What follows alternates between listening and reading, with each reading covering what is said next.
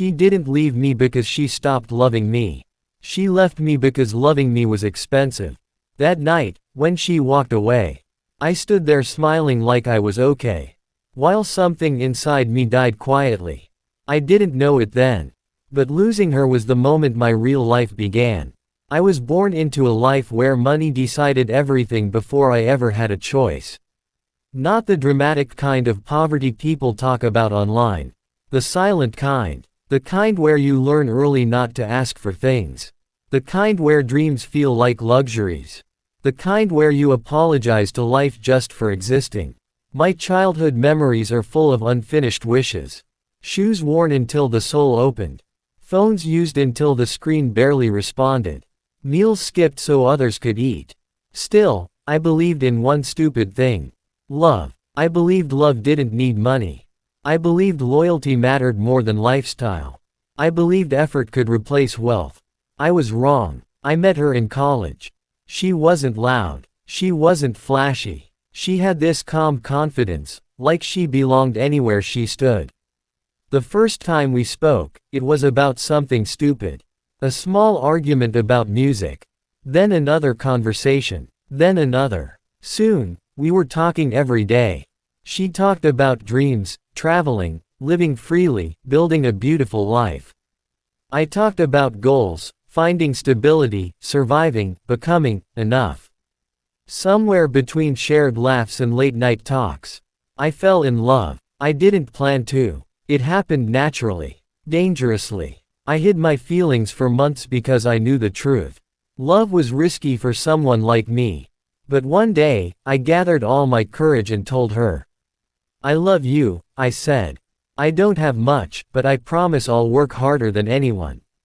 She went quiet. That silence was louder than rejection.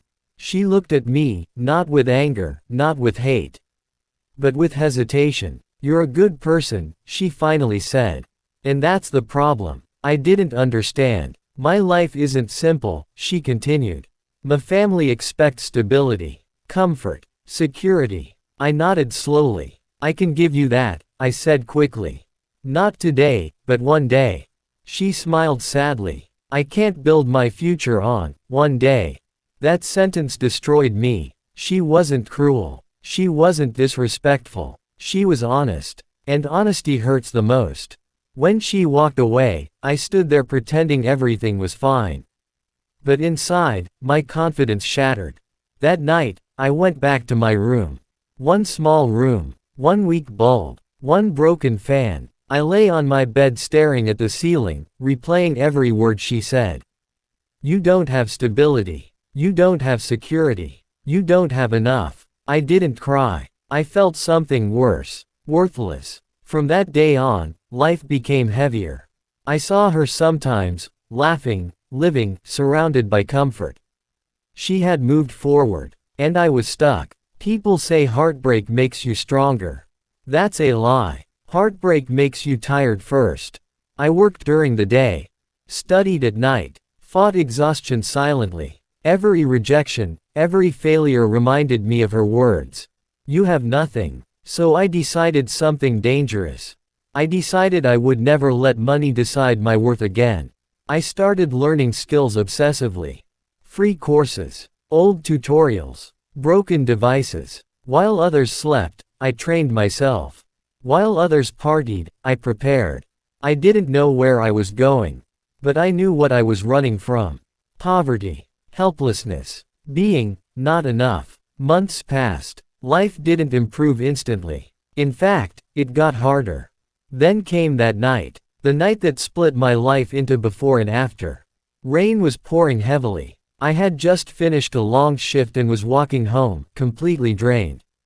That's when I saw a man standing beside a car, panicking, shouting into his phone.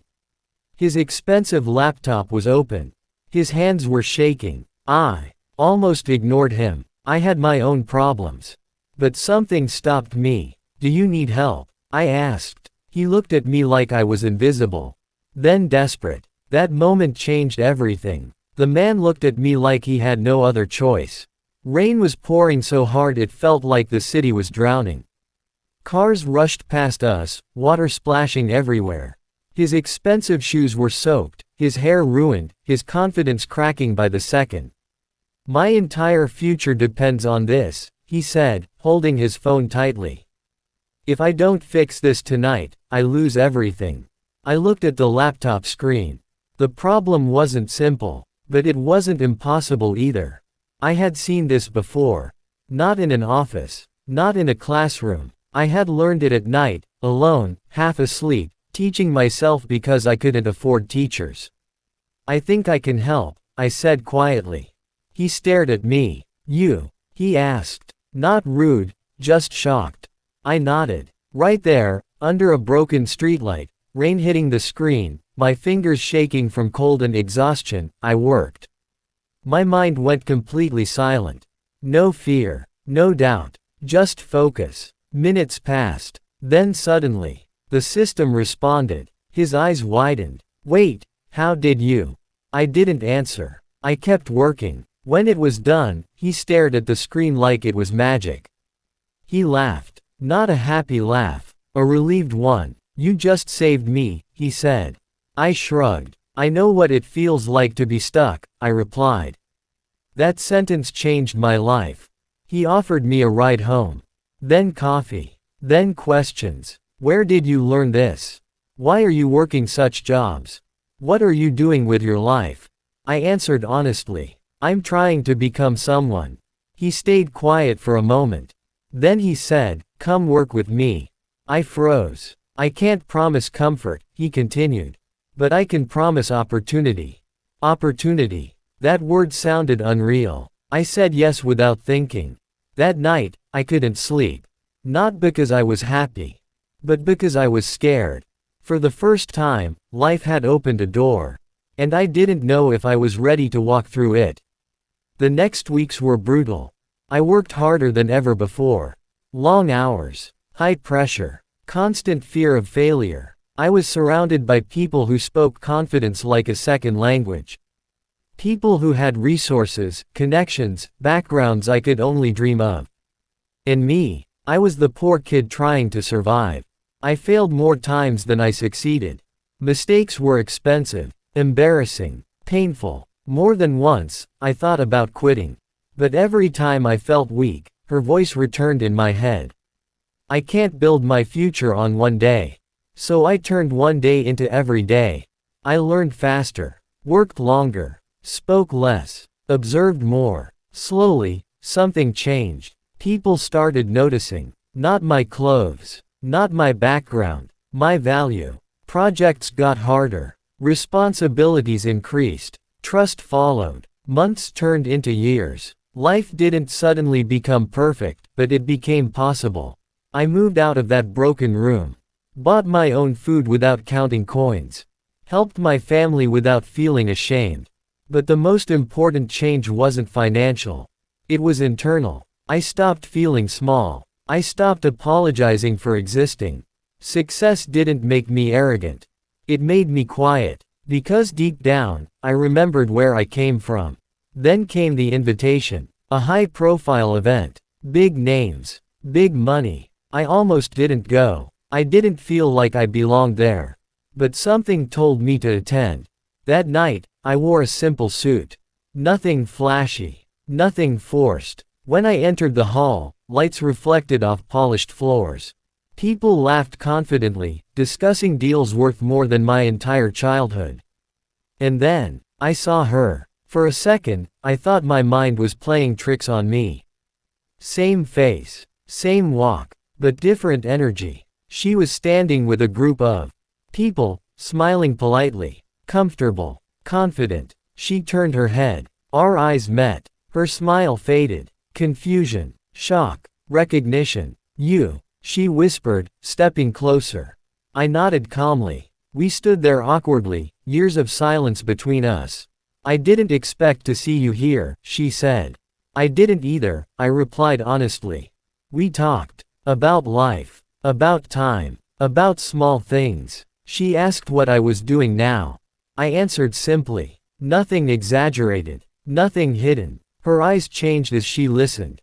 And I could see it. Regret. I always wondered what happened to you, she said softly. I smiled. So did I replied. Silence again. But this time, it felt different. Stronger. Because I wasn't standing in front of her as the poor boy she left. I was standing as a man who survived. As the night ended, she said something that stayed with me. Maybe we met at the wrong time. I looked at her and replied calmly. Maybe. But deep inside, I knew the truth. Some people aren't meant to walk with you through the storm. They're meant to meet you after the rain. And realize what they lost. I went home that night feeling something strange.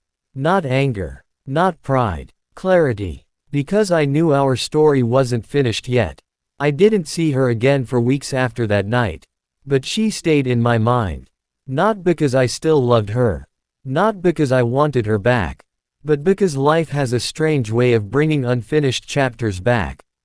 Right when you think you've moved on. My days were full now. Meetings. Deadlines. Decisions that actually mattered. The boy who once counted coins before eating now counted time. Time had become my most expensive currency. Yet sometimes, late at night, when the city went quiet, I remembered that broken room. That weak fan. That night I asked myself if love was only for the rich. And I realized something painful. Poverty doesn't just empty your pockets. It empties your confidence. It makes you feel like you need permission to exist. Success didn't erase that memory. It just taught me why it happened. One evening, I received a message. It was from her. I hope this isn't strange, she wrote. But I'd like to talk. Just once. I stared at the screen for a long time. Years ago, I would have replied instantly. Heart racing. Hope alive. Now, I felt calm. I agreed. We met at a quiet cafe. Nothing expensive. Nothing dramatic. She arrived first. When she saw me walk in, I noticed something immediately. Nervousness. The same nervousness I once had when I confessed my love. We sat down. For a moment, neither of us spoke. Then she took a deep breath. I owe you an apology, she said. I didn't respond. I was young, she continued. I was scared. I listened to everyone but my heart. I nodded slowly. I know, I said. She looked surprised. You do? Yes, I replied. You weren't wrong. You were honest. Her eyes filled with tears. I didn't think you'd become this, she whispered. I smiled gently. That's the problem, I said calmly. You were judging my present, not my potential. That sentence broke something inside her. She looked down, ashamed. I see you now, she said. Your strength, your discipline, your value. I stayed silent. Then she said the words I never expected. I made a mistake. Years ago, I dreamed of hearing that. Now, it sounded empty. I don't hate you, I told her honestly. But I'm not the man you left anymore. She looked up. What do you mean? I needed someone who believed in me when I had nothing, I said. Not someone who shows up when everything is built. Tears rolled down her cheeks. I would stay now, she said softly. I would choose you now. I leaned back slightly. That's easy, I replied. Anyone can love success. Silence fell between us. Painful. Heavy. Final. She understood. For the first time, she wasn't crying because she loved me. She was crying because she understood the cost of leaving. We finished our coffee quietly. Outside, as we stood up to leave, she asked one last question. Do you ever regret loving me? I looked at her and smiled. No, I said. I regret doubting myself. That was the truth. She walked away slowly, and I watched her disappear into the crowd. And I felt free. Not victorious. Not bitter. Free. Because I finally understood the lesson life had been teaching me since that first rejection. Some people don't leave because you're unlovable. They leave because they can't see beyond their comfort. They don't abandon you. They abandon the version of you that hasn't arrived yet. And that's okay. That night, I went home and stood by the window, looking at the city lights. The same city that once made me feel small, now felt like possibility. I thought about the boy I used to be. The boy who believed love was enough. The boy who felt ashamed of his empty pockets. The boy who thought rejection meant failure. I wished I could talk to him. I would tell him this. Being poor didn't make you weak. It made you hungry. And hunger changes everything. Life doesn't reward excuses. It rewards endurance. And sometimes, the people who hurt you the most are the ones who unknowingly push you toward your destiny. She wasn't my loss. She was my turning point. Because if she had stayed, I might have remained comfortable. And comfort never creates greatness. That's the truth nobody likes to hear. I was too poor for her love. But that poverty gave me something far more valuable than love. Purpose. And that one night, the night I was rejected, didn't end my story. It began it.